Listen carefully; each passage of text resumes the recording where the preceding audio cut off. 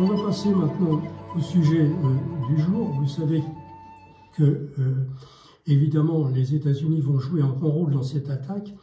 Et je vais parler aujourd'hui des services secrets, du rôle des services secrets. Il y en a dans chaque pays, il y en a en France, il y en a en Angleterre, c'est le MI6. Il y a bien sûr en Russie, avant, à l'époque de l'Union soviétique, c'était le KGB, un service qui était très très important. Et tous ces services secrets ont toujours une antenne dans chaque ambassade ou consulat de chaque pays. Ce qui fait que c'est un rôle assez ambigu parce que d'un côté, on entretient des relations amicales à travers les ambassades que l'on installe dans les différents pays et en même temps, à partir de l'ambassade, on en profite pour essayer d'obtenir des agents, etc. Donc je vais vous faire voir un peu le dessous des cartes dans certains dossiers et comment ces services secrets sont d'une importance capitale dans la préparation des guerres et dans le déroulement des guerres ou quelquefois dans l'acquisition de technologies très importantes comme par exemple les Américains ont acquis des technologies chez nous qui étaient des choses essentielles pour l'activité de notre pays. On parle par exemple du groupe Alstom avec la fabrication des turbines. Et bien là, tout ça, ça a été l'œuvre des services secrets américains. Alors, je vais vous donner maintenant, je vais rentrer dans le sujet. Donc, le titre de cette édition, c'est « Israël tient complètement Trump dans le scandale de l'affaire Epstein ». La méthode est utilisée depuis des décennies par tous les services secrets. Le KGB, la CIA, le MI6 et le Mossad ont toujours utilisé des personnes qui ont un vice caché. Quelquefois, ils utilisent une jolie femme pour séduire un homme marié, puis, grâce à des caméras cachées dans une chambre d'hôtel, ils présentent la copie du film à l'intéressé et ils peuvent alors lui faire réaliser un travail qu'il aurait refusé d'exécuter dans des circonstances différentes. En fait, les services secrets utilisent des personnes que l'on qualifie d'agents, soit en les rémunérant, soit en exerçant un chantage par rapport à une situation passée ou par rapport à un vice caché. Dans le cas de l'affaire Epstein, le Mossad, c'est le service secret israélien, a carrément investi sur un homme capable de mettre dans des situations très compromettantes des personnalités de très haut niveau. Dirigeants de pays ou de grandes sociétés, cela a été un investissement à long terme puisque, au départ, il repère un jeune homme qui est un simple professeur, mais quelqu'un de brillant et très sympathique, avec une capacité assez rare de pouvoir obtenir l'amitié de personnes occupant des postes importants. Le Mossad dispose d'un carnet d'adresses exceptionnel, avec beaucoup de milliardaires. Il faut dire qu'aux États-Unis, les milliardaires ne manquent pas. On en compte plus de 950 dans le pays. Le système de réseau permet de transformer un simple professeur salarié en multimillionnaire en quelques années. C'est ce que le Mossad a fait pour Jeffrey Epstein, car sa nouvelle situation financière va lui permettre d'organiser des soirées et des week-ends où il va pouvoir assouvir ses propres désirs assez particuliers, en tout cas des désirs interdits par la loi, ceux d'obtenir des relations sexuelles avec des jeunes filles de moins de 15 ans. Avant de résumer certains côtés de l'affaire Epstein, je vais parler d'une affaire connue par le monde entier et dont la presse écrite et télévisée de tous les pays a parlé en racontant beaucoup de détails, mais sans jamais révéler ou enquêter sur le dessous des cartes. Je veux parler de l'affaire Monica Lewinsky. Cette affaire à la fois banale et scandaleuse a été présentée par la presse comme une relation sexuelle entre le président Bill Clinton et une jeune étudiante qui effectuait un stage à la Maison-Blanche. En réalité, Monica Lewinsky, dont on pourrait dire qu'elle n'est pas très catholique, a été pilotée par le Mossad pour compromettre le président des États-Unis. À cette époque, le président Clinton veut qu'Israël se retire des territoires que les colons israéliens viennent de conquérir dans la Cisjordanie. C'est une affaire de la plus haute importance qui pourrait empêcher Israël de réaliser son plan, obtenir la totalité de la Palestine. Le Mossad, qui possède plusieurs agents au sein même de la Maison-Blanche, va utiliser principalement l'un de ses agents, en l'occurrence une femme qui a 20 ans de plus que Monica, mais qui va devenir sa meilleure amie et conseillère. Elle lui conseillera notamment de conserver la robe sur laquelle se trouve le sperme de Bill Clinton et surtout de ne pas faire nettoyer cette robe afin que la justice puisse la faire expertiser. Bill Clinton a subi des mois de problèmes, non pas parce qu'il avait eu une relation sexuelle, mais parce qu'il voulait que les colons israéliens se retirent de la Cisjordanie, ce qu'il n'est d'ailleurs pas arrivé à faire. S'il avait exprimé son opposition à la colonisation, s'il n'avait pas exprimé son opposition à la colonisation d'une partie de la Cisjordanie, cette affaire n'aurait pas été étalée dans la presse. Cette affaire illustre bien la capacité du Mossad, qui est considéré comme le meilleur service de renseignement au monde. L'affaire Epstein présente toutes les facettes des capacités du Mossad. Elle se présente en fait comme des poupées russes. La première poupée, c'est Ghislaine Maxwell, la fille de Robert Maxwell, grand propriétaire de médias en Angleterre, concurrent de Rupert Murdoch. Entre parenthèses, Rupert Murdoch, son premier journal qu'il a acheté en Australie, qui a été le début de son empire médiatique, a été payé par Israël. Vous voyez, il est présenté comme un protestant, mais en réalité, comme je l'ai dit pour Monica Lewinsky, il n'est pas très catholique. Robert Maxwell est né en Tchécoslovaquie en 1923, dans une famille juive de conditions très modestes. À 15 ans, il est arrêté par les nazis en Hongrie pour espionnage. Il réussit à s'enfuir, mais on ne sait pas vraiment comment.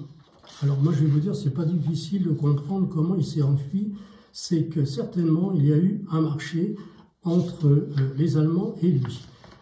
Alors il séjourne à Beyrouth, puis rejoint une organisation sioniste en Palestine.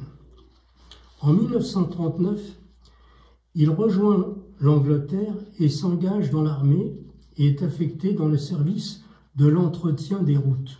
Vous voyez, donc ce n'est pas un poste très reluisant.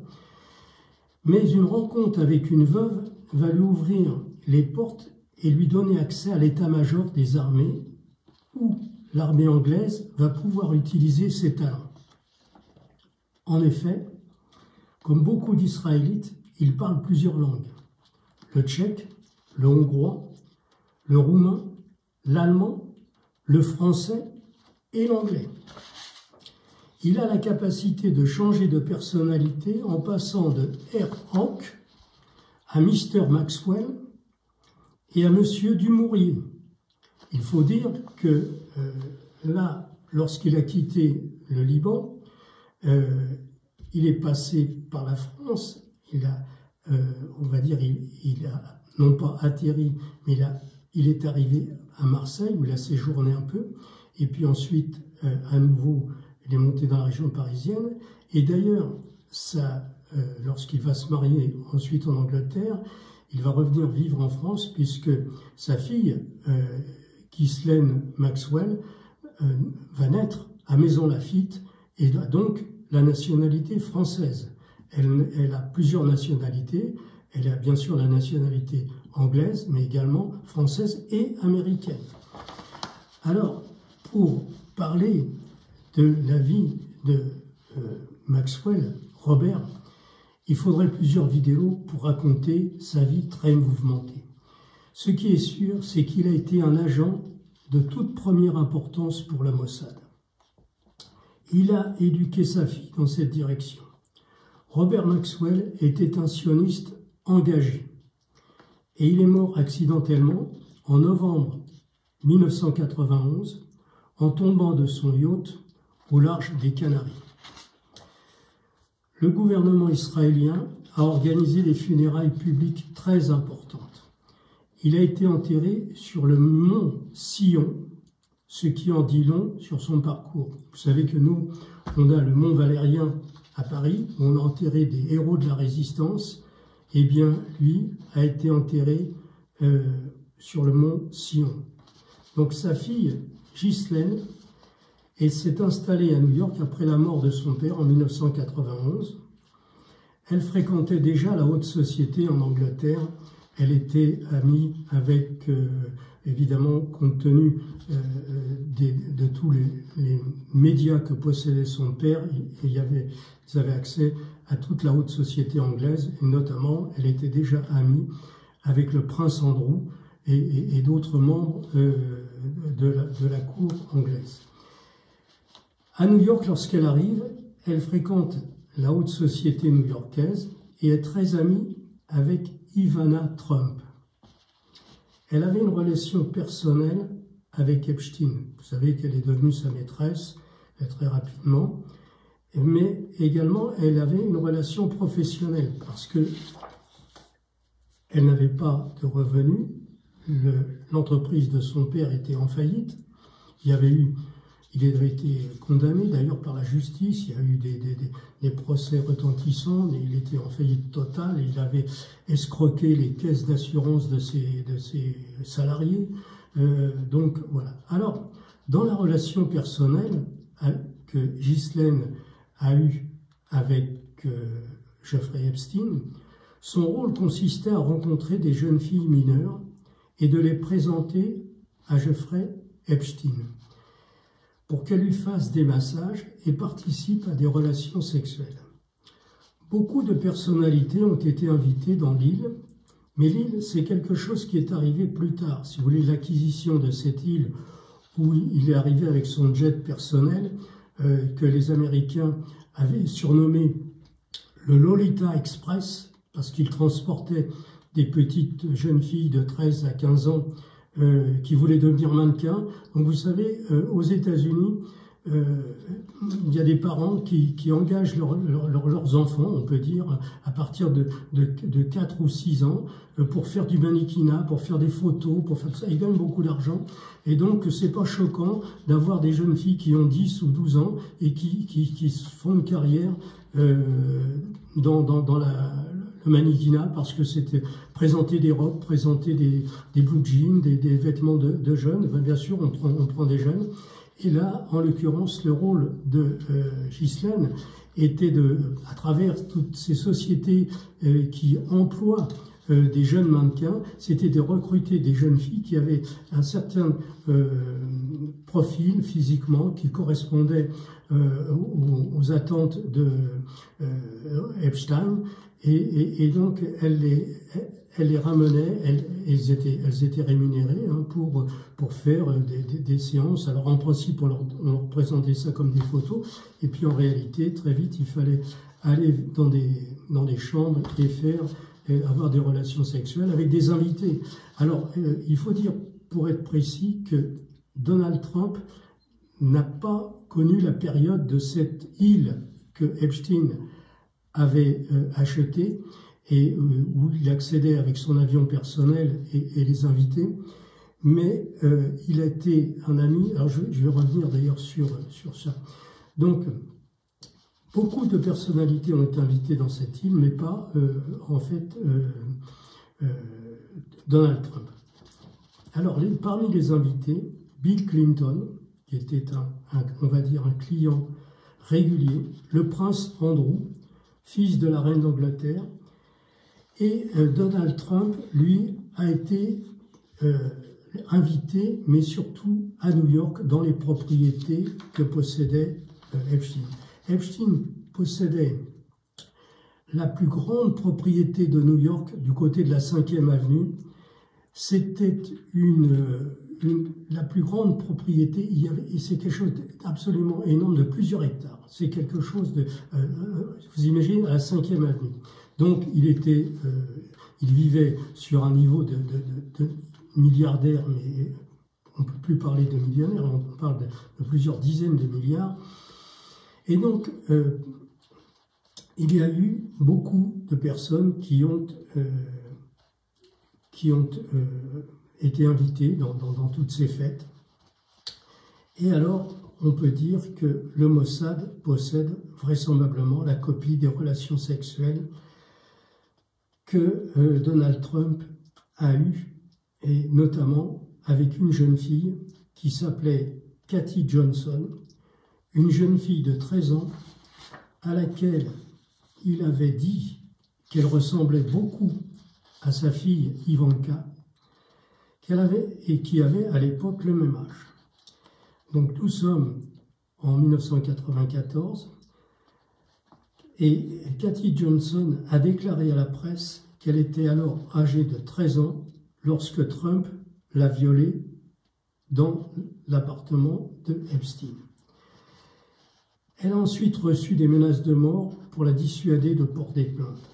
Pendant plusieurs années, elle s'est tue car elle avait vraiment peur.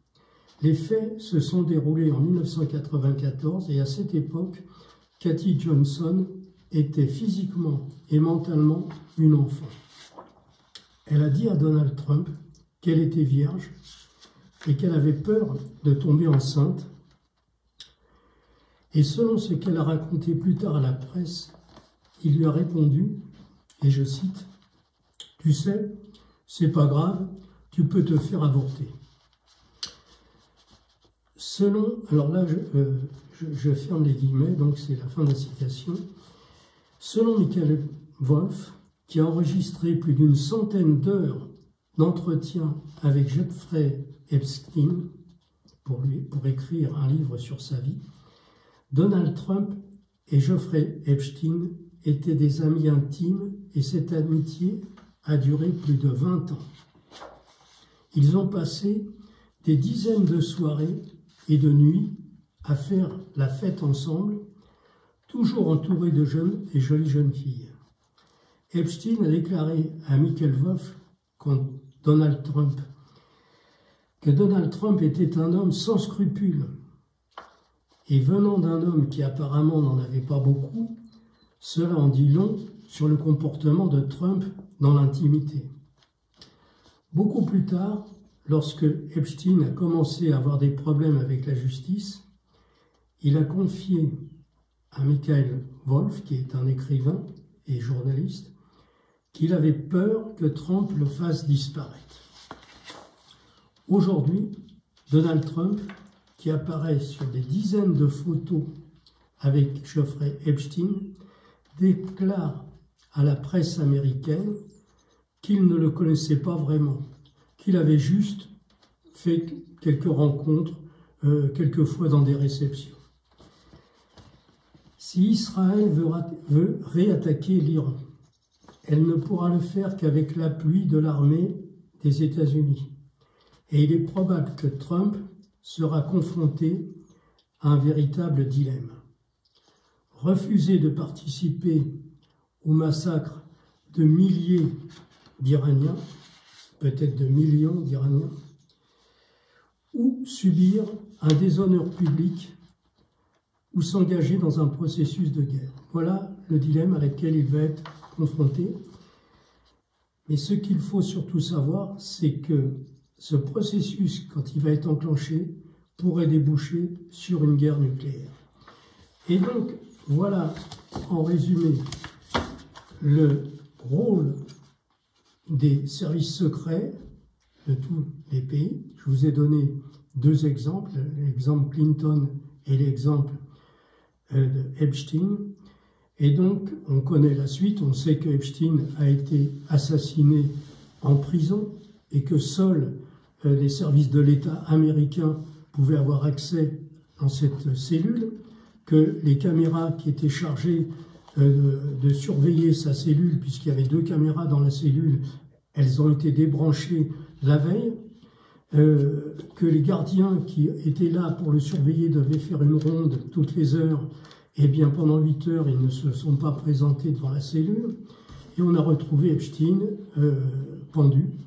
Voilà, c'est le système classique avec quand on veut faire taire quelqu'un. Et là, curieusement, Ghislaine Maxwell, qui elle aussi été condamnée en prison, à plus d'une 20aine d'années de prison, vient d'être en partie remis en liberté et après avoir fait une déclaration dans laquelle elle dit que Donald Trump n'était pas parmi les amis de Epstein et qu'il n'a jamais participé à des séances de sexe. Donc évidemment, il y a un contrat qui a été passé certainement à travers ses avocats pour qu'elle puisse être libérée. Elle déclare donc que Donald Trump ne participait pas à ces soirées où ils ont abusé on peut dire d'enfants, hein, puisque en dessous de 15 ans, on ne peut pas parler de relations consenties. Donc voilà le rôle des services secrets, et surtout, une prochaine fois, je parlerai peut-être de cette affaire Alstom. On a en France le même système, si vous voulez, qui se déroule et qui fait qu'on subit un préjudice énorme avec des histoires d'espionnage et de chantage comme ça. Voilà. Donc j'en dirai pas plus pour aujourd'hui. La semaine prochaine, on fera à nouveau une vidéo. Vous savez que c'est parti maintenant pour faire une vidéo d'information sur toutes les semaines. J'ai déjà préparé les 2 vidéos suivantes pendant les congés. Et puis, on va essayer de suivre l'actualité et de vous donner des informations. Le moment venu, je veux pouvoir expliquer à nouveau d'une façon très simple ce qu'il faut faire pour essayer de protéger sa famille en fonction des régions où l'on habite. Voilà. Donc, à très bientôt et à la semaine prochaine.